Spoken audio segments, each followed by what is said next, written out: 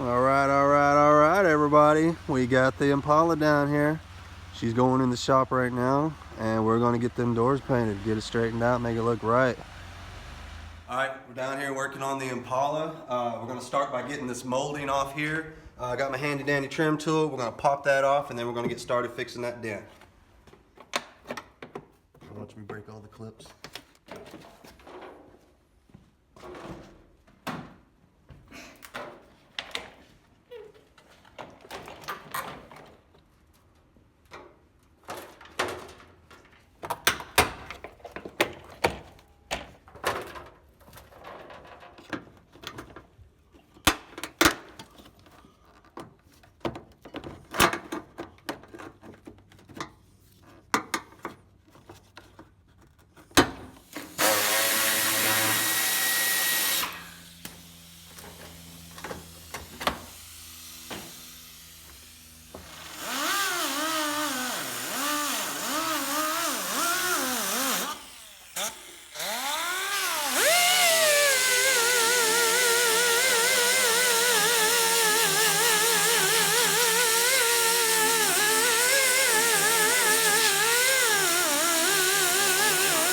Holy crap, there's no going back now. I hope this works out okay. Nah, just playing. We got to go through here, get all this down to the bare metal. As you can see right here, this is like dented in here, so I'm going to have to get in there and get that down to bare metal as well. We'll go back and feather this out with 80 grit sandpaper, and we're going to pull some of this dent out with the stud gun. We'll show you that in just a minute. But first, we've got to get all the paint off of this area, or the stud gun won't stick and the body filler won't stick. So that's what we're doing right now at this stage.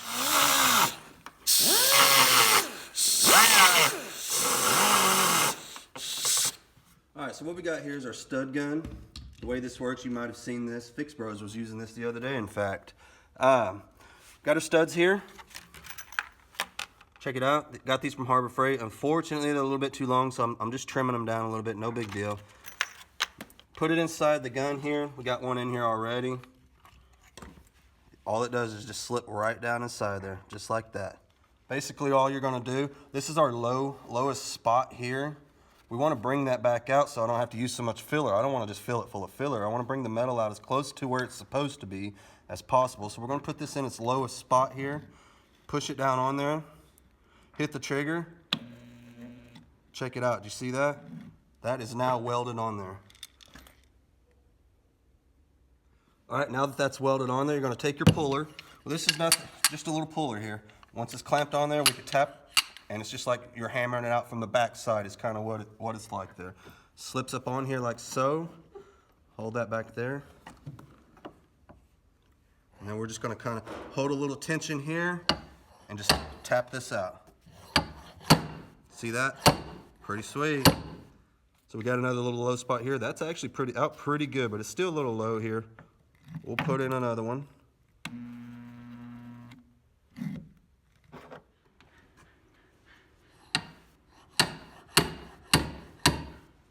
All right, so what we got here is this is sticking out real bad because whatever hit it kind of went in like this, shoved it in, and now we got this metal all poking out here. So what I want to do is I want to hold a little tension on this spot here, okay? And then I'm going to come in and I'm just going to tap on this and knock that down. And what you're doing is you're bringing this down and you're bringing this out all at the same time.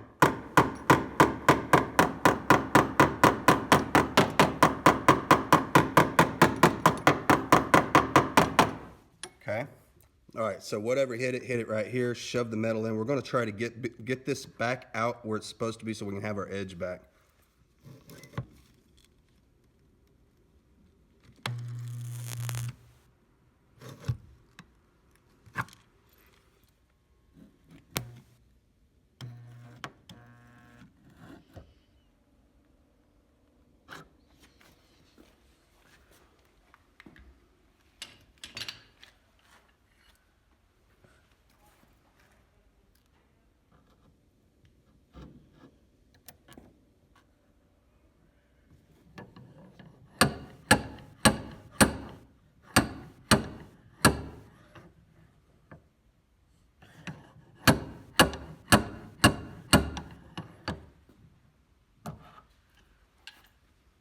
Bam, son. That's how it's done.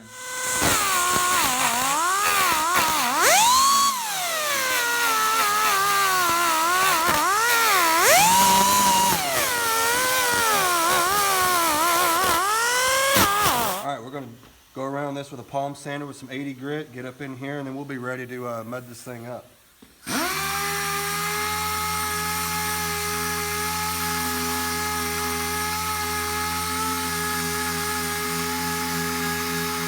All right, guys, it's time for the filler. Let's see what the boy can do. He's been taking them Votech classes. Let's see if it's paying off. Yeah, not bad, not bad. Yeah, all right, I like it. We got our metal out really close, so it shouldn't take a whole lot. Pretty nice. Go ahead and throw a little more on there. Go ahead and take it just out to the paint, and then we'll feather it back.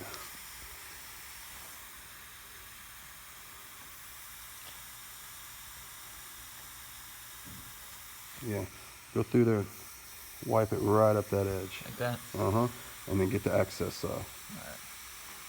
Alright. Yeah, just like that. Not bad, not bad. There you go. So this is where we're at now. Basically, I've been working this a little bit with my 40 grit sandpaper. This is what this is what I got. I've got a 40 grit piece of sandpaper on a block. You see kind of how, look how gritty that is. All right, we're just kind of smoothing up our body work here. I'm gonna use some black paint as a guide coat. What I'm gonna do is I'm gonna spray that on there like that. And then when I sand this, when I block this out, it's gonna tell me where all my highs and lows are. If I have any low spots or anything, it's gonna tell me where those are at. It's gonna tell me I need to put a little more fill in it, if that's the case. It's also gonna tell me where my body line is, so I'll be able to make this body line follow throughout just like it's supposed to. So that's what we're gonna do now.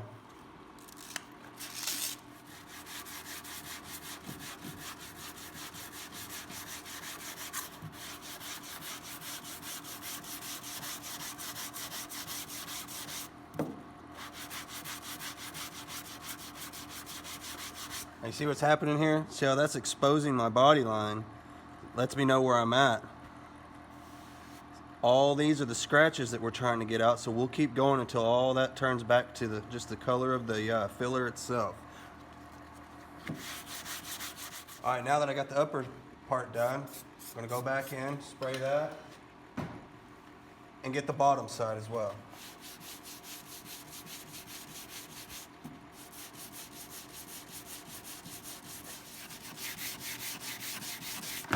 You can see the body line starting to take shape.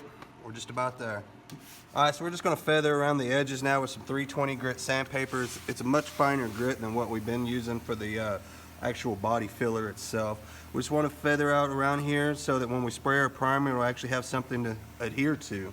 If we don't sand this out around here, then when our primer comes out to around here, it'll be flaking off. So we gotta get this sanded out all the way around this entire area.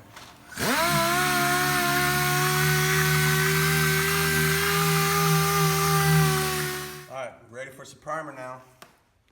I'm gonna come through and I'm going to fold my tape over onto itself like this. And we're gonna come in here like so.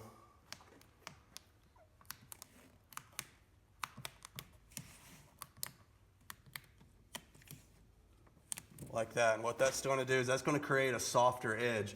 If I went in and just threw my tape on here like this and then ran my primer and then peel this off, I'd have a really hard edge that I gotta sand out. So that just kind of helps with that. No big deal. All right, so we got it all masked off. I think this will work out just fine. We're gonna start building up our layers of primer. Just regular old sandable primer. Rattle can. Should be good enough for this little spot, no big deal. Trying to go as cheap as possible on this. And even doing it this way, it still costs around 150 bucks. So none of this stuff's cheap.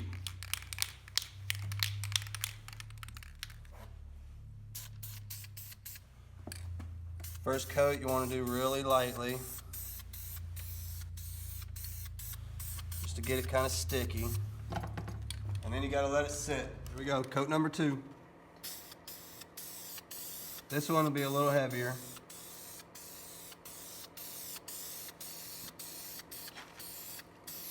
All right, get it nice and shiny. So hey, there it is, guys. That's how far I've gotten with it today. Got the doors sanded down, feathered a few little, chips and things like that out of it. They're pretty well ready to go. Here's the spot that we fixed today. Turned out pretty good. We're going to come back in tomorrow. I'm going to let this sit overnight, let it dry really well, kind of cure out a little bit. Tomorrow I'll come in after work and feather all of that back, block it out with some 320 grit and get it ready for the seal and paint process.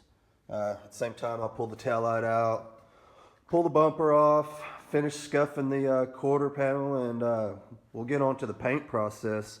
Got a little bit late start today. Today's kind of a family day, being Sunday and all, so got out here probably around, I don't know, shoot, I think it was like 5 o'clock before I even got out here, and it's about 10 o'clock at night now, so I got to go to bed, get ready for work early in the morning, and when I get off work, I'll come straight out here and we'll keep plugging away till it's done. Just kind of doing it on my spare time, what little bit I got, and hopefully have it done in just a couple days. But this is where we're at so far. Keep following these builds. This is kind of a warm-up process for when we get the 350Z in here next. That'll be a much more involved. So I'm looking forward to it. Sounds like a lot of fun. We'll get our heat in here. As you can see, got a central heat unit. I've got it. All the wires ran over to the fuse box. Tomorrow, I'm going to go on the way home from work. I got to get a couple of 60 amp breakers to put into that box. And we'll have heat after that. And that's going to help this process out a lot. It takes a long time for these chemicals to react in this colder weather. I mean, it was above 50 today, but still, with no heat, it slows everything down, and it's just not good. You don't want to be doing this kind of stuff when it's too cold. So we'll get that heat in here. That's going to help out a whole lot, and make it where we can work later too. Because the temperature really starts to drop off in the evenings, and it just gets too cold. You can't do it. You can't mess with these chemicals when it's too cold. So it starts getting down below 50 degrees. It's time to stop. You don't need to be priming. You don't need to be doing any filler, any of that kind of stuff. It's just not good. It's too cold. I'm afraid it'll peel off later or something. I don't trust it. So anyway, we'll get the heat in here. We'll keep plugging away on these projects, and I hope you guys enjoy. Please like and subscribe. I do appreciate you watching. Thank you, guys.